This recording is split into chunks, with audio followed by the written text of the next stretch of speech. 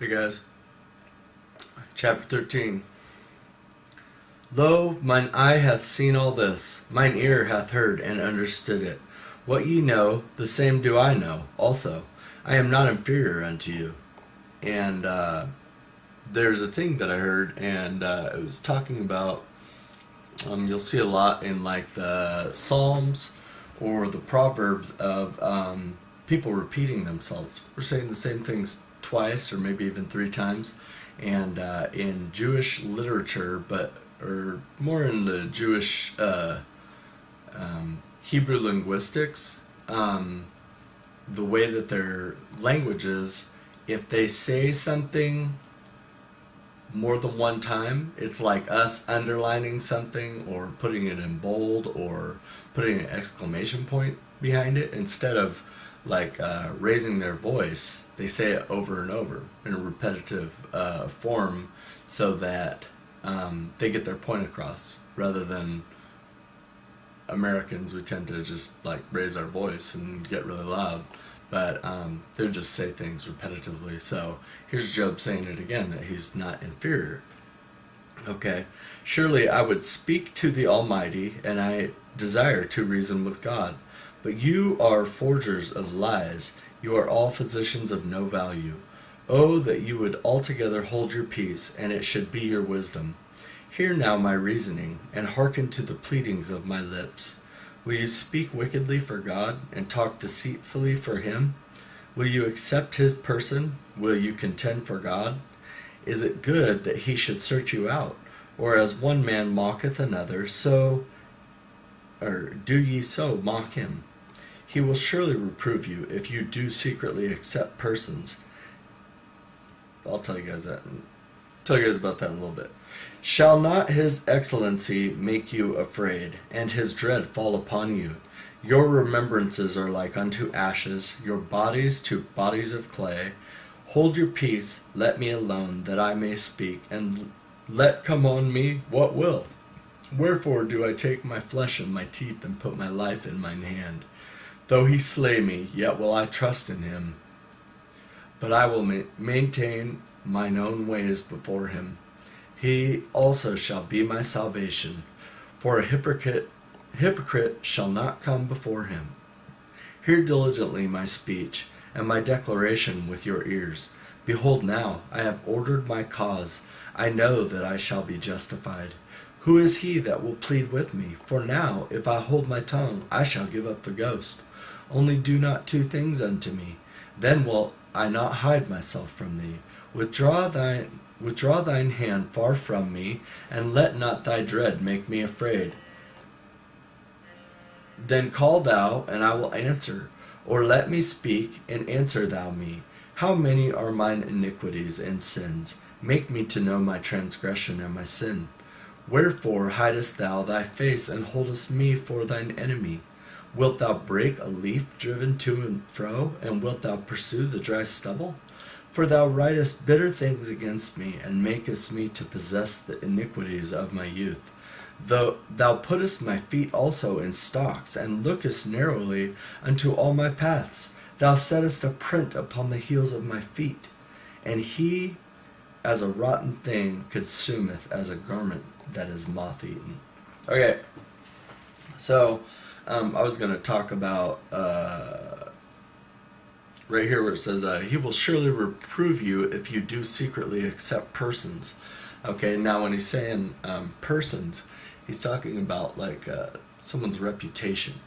Okay, if you receive the things that someone says, or if you you commend someone simply because you're impressed with who they are, their title, what they have, different things like that. If you commend people for that reason, it's not good in the sight of the Lord,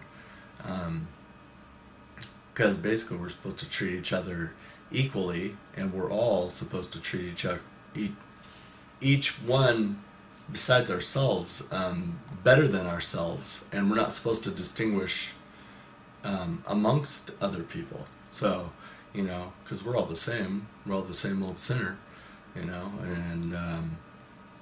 but we are supposed to treat everyone better than ourselves. So, okay, and then my notes, it says, Job says he is not inferior to them. Like I said, he repeated himself again. Surely he desired to reason with God.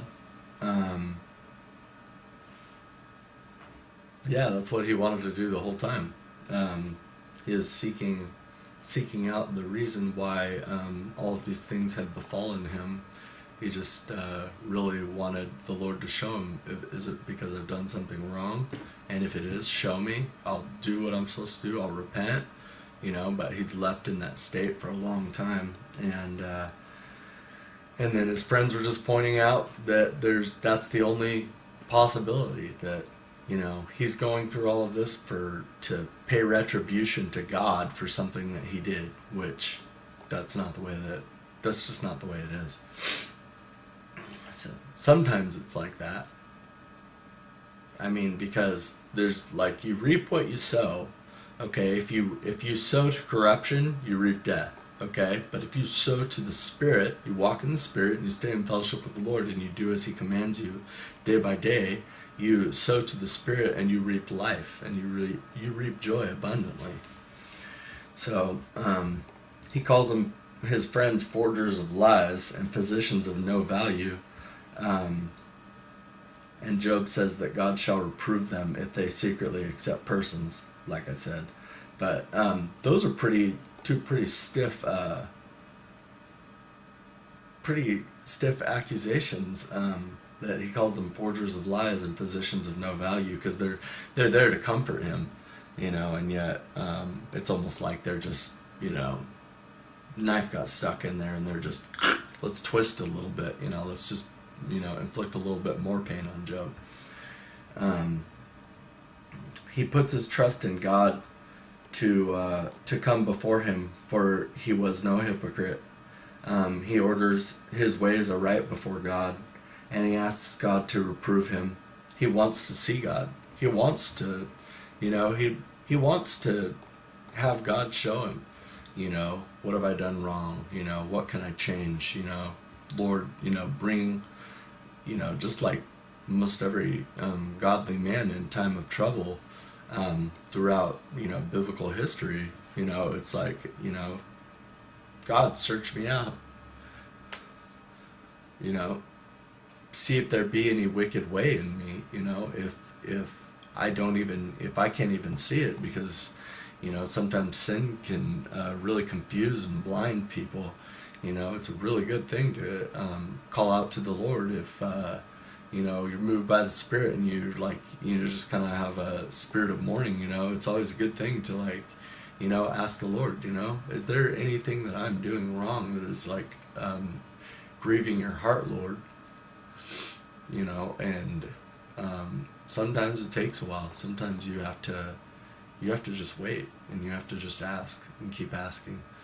But once he shows you, and once you make amends, you can return into the joy of the Lord and the satisfaction that he brings to your life when you're in good fellowship and unity with him.